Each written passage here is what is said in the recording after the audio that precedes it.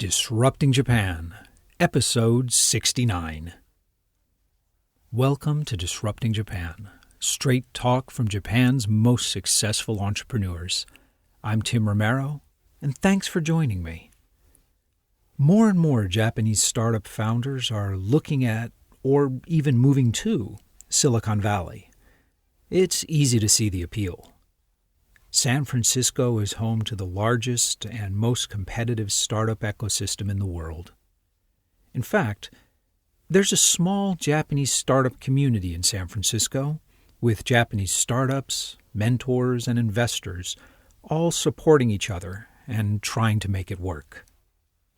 Of course, the founders that come from Japan, well, it's a mixed group.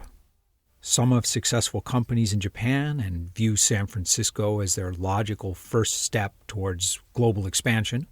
Some are new founders that have an idea they feel is more suited to the American market than the Japanese market. And some are kind of startup tourists, visiting the offices of famous startups and going through the motions as if they were in some kind of startup role-playing game. On my last trip to San Francisco, I had a chance to sit down and talk with Keisuke Kajitani, co-founder of Ramen Hero. He and his co-founder moved to San Francisco from Japan because they thought that the U.S. would be a better market for their product. Oddly, because ramen is already too popular in Japan. Now, Ramen Hero sells home delivery ramen meal kits, and it's a business that makes much more sense to launch in the U.S. than it does in Japan. But Keisuke explains all that much better than I can. So let's hear from our sponsor and get right to the interview. I want to tell you about Justa. Now, I've known these guys for years, and I've been recommending them long before they became a sponsor. Justa is really the only recruiting site that gets bilingual startups. Whether you're looking for American engineers or Japanese sales staff or the other way around, Justa can help you out. Unlike recruiting companies, they're priced to be very startup-friendly, and unlike job boards, they're an active part of the startup community here, and they're trusted by some of the best talent Japan has to offer. So drop by justa.io and see what they're about. I'm sitting here with Keisuke Kajitani of Ramen Hero, and we're sitting here in beautiful San Francisco. So thanks for sitting down with us. Thanks for having me. Yeah. Although I got to say, San Francisco's not so beautiful today. Yeah, it's raining hard. I don't think I've ever seen this much rain in San Francisco. Really unfortunate today. But we're inside and dry, so that's good. So listen, to get things started, why don't you tell me a bit about Ramen Hero? Sure. So Ramen Hero is a meal kit service specifically focused on delivering authentic ramen to your house. So what we deliver inside of the meal kit is the fresh noodle and soup and toppings, and of course the recipe card so that you can become a ramen chef at your house. Okay. The food industry in general is hard. It's incredibly competitive. It's hard to build up a loyal user base because trends come and go so fast. Mm-hmm. Why did you choose this particular startup? I'm seeing a lot of Japanese entrepreneurs trying to figure out how to, make a big company in Silicon Valley. But I often find that Japanese entrepreneurs are not having a strengths in their expertise. There's tons of good engineers. There's tons of good entrepreneurs. But ramen is something that Japanese can be expertise about. So that's why we choose ramen as the first entrance for a food business. Okay, so it was something that would make you unique and play on your Japanese-ness here in Silicon Valley. Mm-hmm. All right. How did you pull it together? Tell me a bit about your partners and co-founders. Tell me about the team. Sure. So I'm the COO of Ramen Hero, and I have a co-founder whose name is Hiro, who is the CEO / the chef of this company.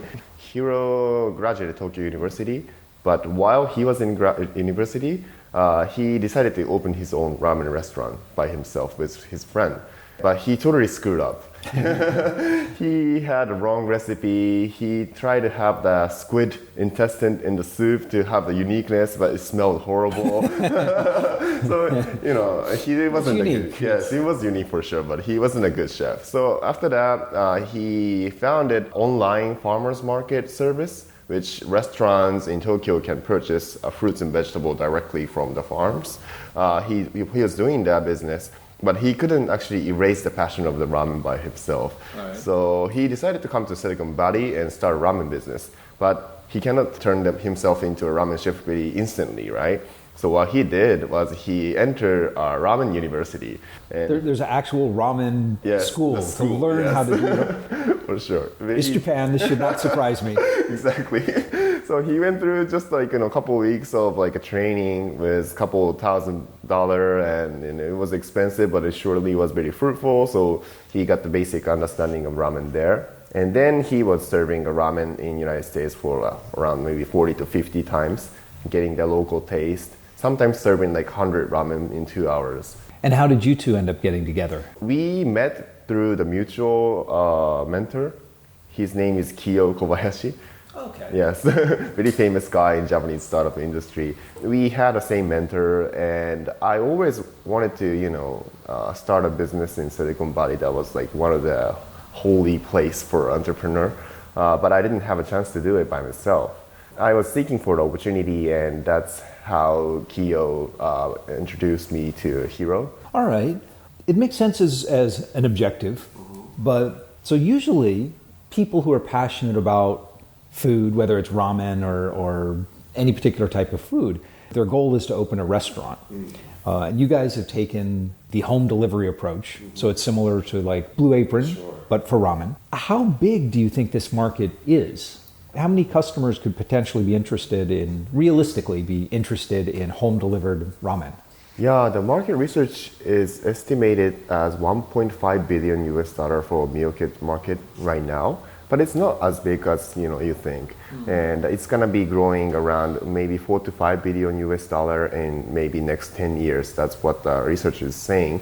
But what's more interesting is that I think meal kit business or the restaurant without the physical restaurant model is much more scalable than the other restaurant business types, because you can basically own a restaurant without paying lots of rent. So we think starting from San Francisco, where the rent is most expensive, we believe the business model of the meal kit is more fitable than actually opening a ramen restaurant. But of that currently 1.4 billion, that could be up to 4 billion in a few years, meal kit market, what percentage of that do you think could be filled by ramen? Or do you plan to expand beyond ramen? Sure. I think if you multiply that 1.45 meal kit business times the ramen ratio, it's going to be very, very small. Okay. But you can also look at the number of the serving of the instant noodle, which is, I think it's over billions,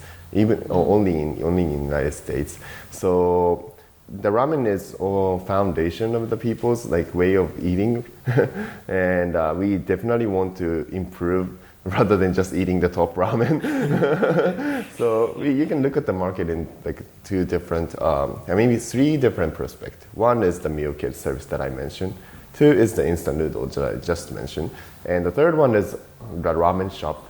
It is estimated that we have 12,000 ramen shops in the United States, and it's growing by 17.5% every year.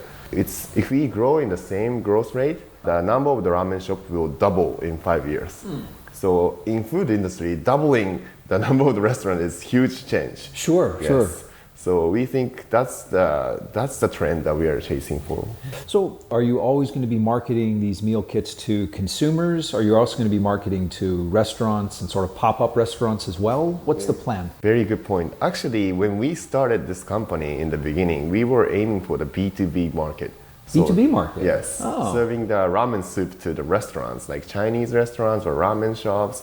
There's one Japanese company called Ariake Japan, IPO'd company, who sells the manufactured ramen soup to the restaurants. Very, very profitable, and they're really, very good business. So we decided to do something similar to that. But the feedback we got from the chefs all around the Bay Area was you need the proof that I know this soup tastes good, but you need the proof that this soup sells, not just tastes good. You know what I mean? So just because we can make a good ramen doesn't mean it sells, right? It has to have a brand, or like it has to have a proof from the customers, good feedbacks. So what we decided to do is... Now let's dig down on this, because I find that surprising. Sure. Because when you go to a restaurant and they'll serve you ramen or any kind of food, the chefs aren't telling you who their suppliers are. Sure. In fact, they're going to great lengths to pretend that there is no supplier, that they have a bunch of they have a bunch of fresh vegetables, and they're doing everything right behind you in the kitchen, right? That's secret sauce. Yeah, that's the big illusion. Yes. So I find it very surprising that the chefs would think that something tasted good, but they would have trouble selling it. Most of the ramen shop you find in Japan, they're using the industrial soup. They're not making it by themselves. Many of them, when they make soup, you have to boil the soup for over 8 hours to 12 hours. That's a long time, right? Yeah. So you want to cut the labor by introducing the soup from outside. But there's not many a variety of like soup which is manufactured outside yet in San Francisco. Maybe only 15 kinds of the So your goal is to introduce like a very premium quality of broth certainly into these commercial markets. So the chefs you spoke to said that they liked the flavor, but they weren't sure it would sell. Yes. So your next step was to sell directly to consumers? Yeah, I mean, what we are trying to do is exactly sell directly to the consumers, and when we do that, we understand what ingredients are included in each soup. So according to the customer satisfaction or the feedback, we can examine which ingredients fits the best for the American people's taste. Okay. That will actually accelerate the development of the best American ramen soup. It's kind of ramen meets big data. Exactly. That's kind of exaggeration, but we're doing something like that, I guess. What kind of feedback did you get from your customers? What kind of changes did you have to make? So the population of San Francisco is very diverse, as you know. Some people whose nationality is from like Asia, or especially in China, feels that the Japanese ramen soup tastes a little bit saltier than what they expected. We call this soy sauce kaeshi or tare. That is not usually included in the Chinese soups. So because we add extra soy sauce into the ramen soup, or maybe extra miso into the ramen soup, they feel a little bit saltier. So that kind of difference. Or maybe like for American people, Japanese people tends to feel the umami, but American people tends to feel the spiciness as a good taste. So they always ask for like, could you have like a spicy toppings or like a spicy sauces, like maybe sriracha? Oh no! Exactly. That's so wrong. Yeah, but that's the right answer for United States actually. Okay. We don't want to push the Japanese culture of ramen to here. We want to reinvent the American ramen culture here in the United States. So you're developing like several different flavors for different markets now? Exactly. So the American ramen is going to be more spicy? I don't know, for some people. Okay. I think everybody has a different taste. Any kind of general trends that are going to be different in the U.S.? Right now, it's just the beginning of ramen age in the United States. Okay. So we'll have to wait and see. Yeah, I mean, the first company who enter and have a successful, track records might be Momofuku, which is, founded by David Chan, the celebrity chef, and also Ippudo in New York. Because they were successful, tonkotsu ramen is like the foundation of the ramen culture here in the United States. I think there's a lot more flavor coming. So when you did that initial pivot to sell directly to consumers, tell me about your customers. Who are your customers? Who's buying your ramen kits? It's very surprising, but for our customers, ramen is like a party food. So it's like a pizza, or, it's like, yeah. When people said, I'm going to make ramen tonight, would you like to come? Almost 100% your friends wants to come to your place. It's a hip, food culture. So we usually sell our product to like maybe 20s to 30s. We call them millennials. Yes, who has like a community around them. Maybe friends who go to the Burning Man together. Yes. So those segments love exploring a new food culture, and those segments are the one who's actually buying the meal kits. They're not no longer going to restaurants and eating like very fatty, unhealthy foods. They want to control and learn what they're putting in their mouths. Are these people who are they interested in Ramen Hero because they're already part of a group of people who are already using home delivery meals, or are they more interested in it from the ramen angle? I think the latter, yes. Okay. So they are always seeking for a new thing, but you cannot open the instant noodle and serve it in the party, right? No, not advisable, though. But I think if you want to go to have like authentic ramen, you have to go to ramen shop right now. And some of the ramen shops are very expensive. It's like $20 per bowl of ramen, including chips. $20 for a bowl of ramen? Yes. And you have ramen is expensive in San Francisco. It's like a luxury French food. And you have to sometimes wait like hours or 2 hours before you get into the shops. I guess it's more accessible for them, and making like ramen by yourself, like doing yugiri kind of motion, draining the water from the noodle, that's more interesting for like people in here. Okay. They want to experience that. Okay, so it in a big way you're selling the novelty of it. Sure, the experience we call it, yeah. Okay. So how did you go about marketing, building the community? Were there trade shows? How did you get the word out about Ramen Hero? So we have two strong channels for marketing. One is, it's called Kitchen Town, located in San Mateo. It's a shared kitchen, which is shared among maybe 20 to 30 food startups. And besides that commercial kitchen, there's like a cafe or restaurant located. And we can use the space to actually conduct events or pop-up events to serve ramen.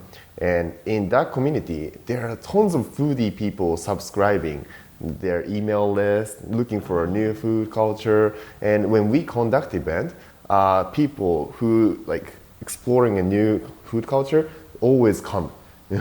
Sure. So that will be the core of like people who viral about ramen, who talk about our product and brands. And second channel we're using recently is something called Feastly and also Eat With. That's a web service actually. And what's interesting about them is it's in short Airbnb for restaurants. Chef can actually conduct restaurant without having a physical restaurant or license. They can conduct restaurant at home. So you will post your own menu, like this is the ramen we're gonna be serving, this is how much it costs, and the platform will gather the customer for you, and you will basically conduct a ramen shop at your house. So these channels are really good for us to like gather the customers without having any marketing cost. Now, are these channels something that are unique to San Francisco, or will this approach scale to the rest of America and the rest of the world? I think it's only limited to maybe coast side.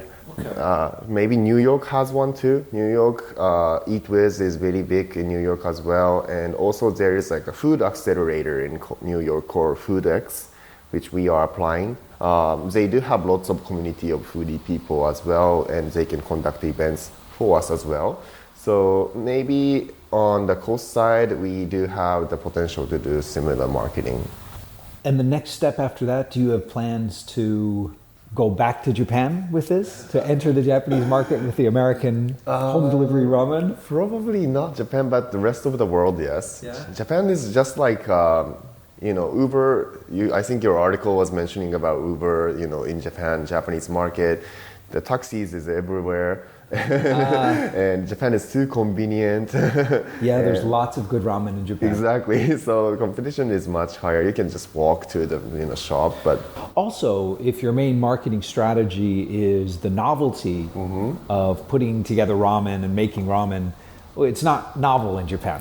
It's really everyday food. So true. Okay, that makes a lot of sense. Well, actually, let's back up a little bit and talk about you. So, before you started Ramen Hero, you've had a number of experiences in startups and Japan market entry, and you were running the Japan office for a Korean startup, VCNC, right? My first career was actually joining a venture capital called Jafco. Okay. just fresh after the college, I joined the company, and I spent only half a year in the VC and jump into the startup world, which was the VCNC, the Korean startup. What made you jump? I mean, JAFCO is very traditional Japanese VC. Maybe I should have stayed much longer to experience the beauty of the VC, because I didn't make any investment there. I just sourced the deals. I always envied entrepreneurs. I really love how they put their passion and work on something that they love. I was doing an internship in Silicon Valley before I joined the JAFCO, but I saw entrepreneurs sleeping on the floor, missing the cow train, and right. working hard until the late night. And I really liked how people spend their life. So Kyo, again, he comes again, and he told me, like, would you like to be entrepreneur or VC? Because the muscle you're using in entrepreneur and muscle you're using in VC is totally different. If you want to become an entrepreneur, you have to train yourself by becoming an entrepreneur. So that made me actually decide. So VCNC, was it still a small company when you joined? I think so, yeah. They only had 10 people, and they're all Korean, and I was the only Japanese person in VCNC. They make a smartphone app called Between, and it's app for couple, and I think they have more than 15 million users worldwide. It's not a dating app. After you date with someone, you want to have an intimate space for two of you, like not sharing the photo or not sharing the message with others. So it's an online kind of personal history and personal chat. Certainly. I think I've run across them before. So I was just a 10th member, and the product was already there. And my role is to localize the Korean product to the Japanese market. That leads me to where I am. If I want to challenge more, then I would go to US. If I don't want to have more stress or suffer, then probably I'll just stay in Japan and do something more comfortable. So was that your big motivation in coming to San Francisco? I think so, yes. I'm 27 right now, almost 30. My mentality will definitely change when I have family or kids or whatever. So I think taking a risk whenever I can is the fastest way to grow myself. Mm-hmm. So I think I'm taking this decision because of this. So why move to San Francisco rather than start a new company in Tokyo? I actually did start my own company in Tokyo last year. And it was really fun with the great co-founder. We built maybe 5 products. And we failed everyone. That happens. Yes. But I was actually doing half of my product and half of like market entry consultant. And I had this, idea in my mind that if I, keep on doing the consultant for like, market entry, then I won't be experienced at 0 to 1, the skill set. Sure. Yes. The entrepreneur really need. When you moved to San Francisco, you didn't have the idea for the company yet, right? Mm-hmm. You just knew you wanted to start something. I just knew that I will be doing something related to ramen, that's all. Oh, you decided on ramen before San Francisco? Yeah, I mean, before San Francisco, I was talking with Hiro, so... Oh, okay. Yeah. So the two of you came together. Yes. Okay, excellent. Let's talk a bit about the Japanese startup community here in San Francisco. Because there are a lot of both successful Japanese startups like Smart News and Mercari are here. And there's also a lot of individuals, entrepreneurs like yourself, who've moved to San Francisco. So what is the Japanese startup community like here in San Francisco? I think I'm being very fortunate to be surrounded by very passionate people. For example, this office, we are sharing with the 3 Japanese startups, just like us. It's becoming one of the ecosystem to share our failure and also the success case. And also, there are very successful local Japanese entrepreneurs like Taro-san and also Treasure Data. So it's very fortunate for us to actually talk with them and learn how they success. So I think it's a great ecosystem. So recently in Japan, it's a bit of a trend for Japanese to do like you've done and move to San Francisco to start a company. Far more Japanese stay in Japan and start a company there. Mm-hmm. What's your advice on terms of when should a Japanese founder thinking about moving to San Francisco or London or some overseas market? And when's it best to focus on the Japanese market? I don't think there will be a best timing because in any timing you will suffer anyways.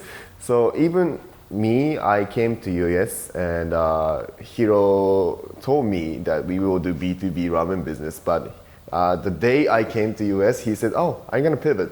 I'm gonna change the business model to B2C." So, I think we weren't ready when I came to US, but we survived through this, and we are still trying to grow our business. So it wouldn't be a good advice, but my opinion is just come to US whenever you want to, and you will suffer anyways. So I think what's more important is the commitment. You have to be here, and you have to put 100% of your time in order to make your company successful. I don't think you can do remotely. So of course, Silicon Valley, San Francisco, it has an image of this, startup capital of the world, which, it is, looking at the numbers. But on a personal level, from your own experiences of running a startup in Japan and now running one in San Francisco, what's the biggest difference that you see in your own life? Like personal level, right? Yeah. First of all, burn rate is much higher than in Japan because the rent is more expensive. Yeah. Engineers cost a lot more. Salary is higher, and well, so far you're giving me good reasons not to come to San Francisco. But so far, it sounds like a great idea to stay in Japan as a startup. So, personally, what's the good part about being in San Francisco? I don't think you will meet the top tier VCs and top tier startup people here in Japan. There are a bunch of top tier Japanese startup there, but I think the people we meet are. Like, for example, we have conducted like a ramen private party with like a certain VC. VC is really interested in the food industry, and they wanted to have this tampopo, which is like ramen movie, very old time ramen movie. They're showing the tampopo in front of the VCs and the celebrity chef, and we were serving ramen there. That kind of event won't be happening. We won't be able to reach those segments if we are in Japan. So you think the market is more open and easier to reach from San Francisco? The community is much more easier. I think it's really hard to get into the VC community, and because they always require us to have the introduction from very promising startup or promising investor. But because we have ramen as a weapon, we can get into the community much more smoothly than maybe other business models.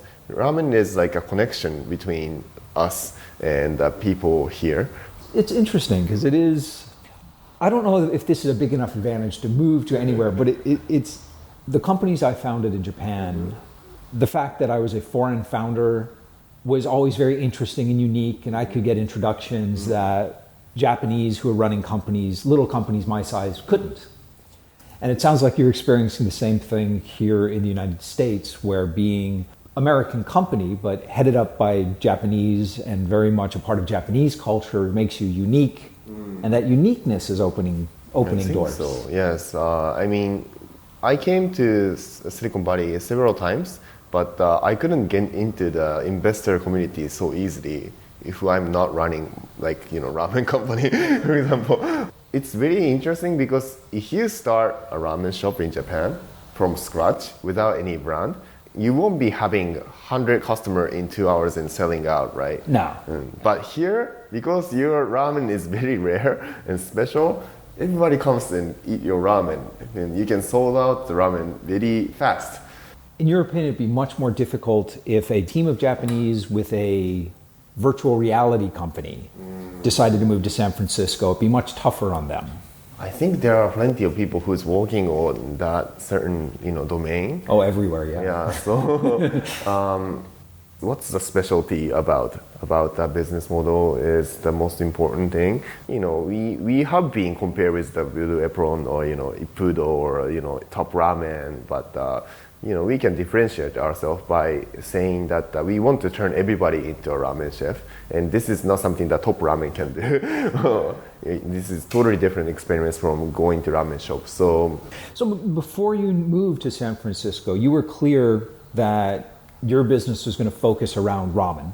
You were still working out the details, but you had that unique idea before you came. I like ramen. To be honest, I really like ramen, but I didn't expect myself to become a ramen chef or, ramen person before I joined this company. Hero is totally different from my characteristic.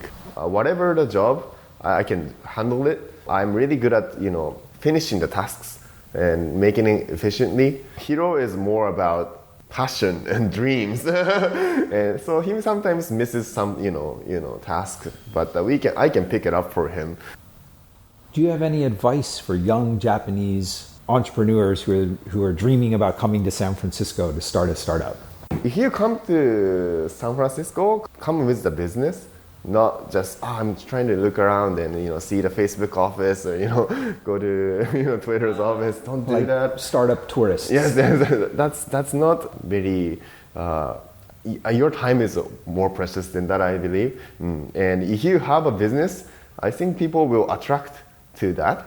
Just because we have ramen, people gather around us and make community around us. So bring something, to the Silicon Valley and bring something you love or you're passionate about, and people will gather you and make some good movement. Excellent. Well, listen, before we wrap up, I want to ask you what I call my magic wand question. And that is, if I gave you a magic wand and I told you that you could change one thing about Japan, the Japanese education system, the legal system, the way people think about risk, anything at all, to make it better for startups, what would you change? I wish Japan has a better method of finding a good mentor, I think. Because if I didn't have my mentor or people around me, I wouldn't be able to take the risk. I'm a very coward person. I don't have so much confidence in myself. But because Kiyo or maybe Kinoshita-san from Skyland Ventures, right, he gave me a tons of pressure to take a risk and be more entrepreneurship. And that's why I could make a decision to go to BCNC or go to JAFCO or go to this company. So I wish Japanese people are more familiar with finding a mentor who could push your back.